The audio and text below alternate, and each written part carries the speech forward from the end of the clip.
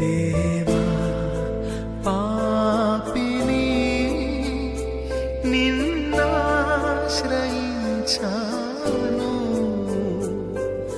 ప్రేమ చూపించి నన్నాదుకోవయ్యా. Praise the lord. హల్లెలూయా.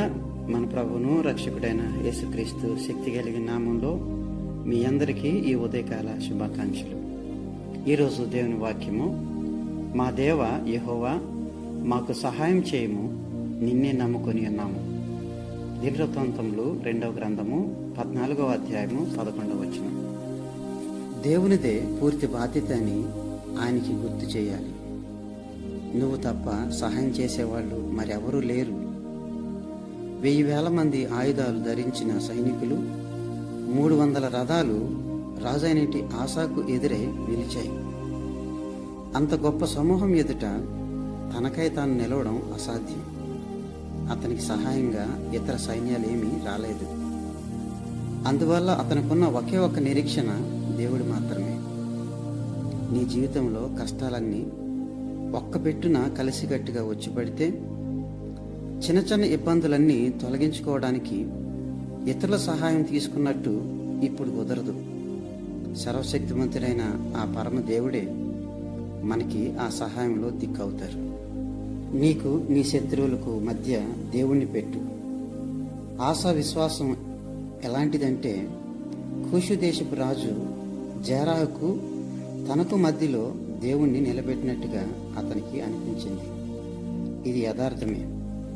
కూషీలు యెహోవా భయం చేతను ఆయన సైన్యపు భయం చేతను పారిపోయినట్టుగా దేవుని యొక్క వాక్యంలో ఉంది.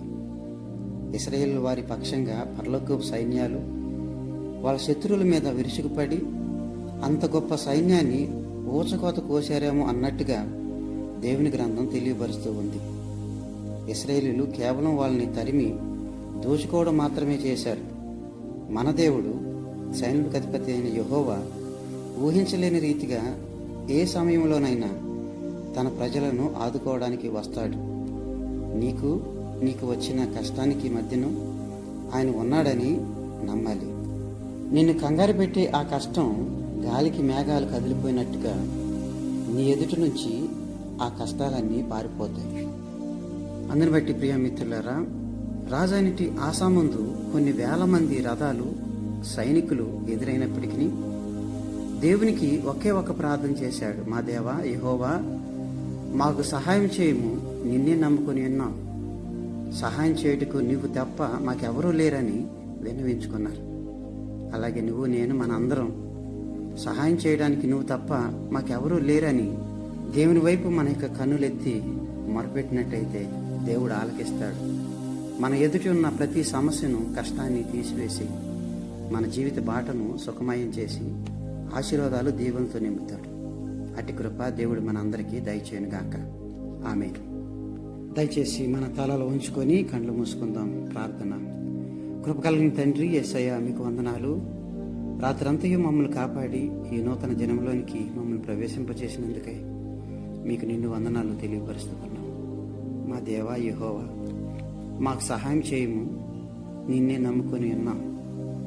మీరు తప్ప మాకు ఇంకెవరు కూడా చేసే దేవుడు లేరని మీ మీదే మా యొక్క నమ్మకాన్ని, విశ్వాసాన్ని ఉంచుకొని ముందుకెళ్తూ ఉన్నాం. ఈ దినమంతా కూడా ప్రభువా మీ రెక్కల నీడలో మమ్మల్ని ఖాయమని మిమ్మల్ని వేడుకుంటున్నాం. ఎలాంటి కష్టం వచ్చినా ఎదుర్కోగలిగే శక్తిని దయచేయండి.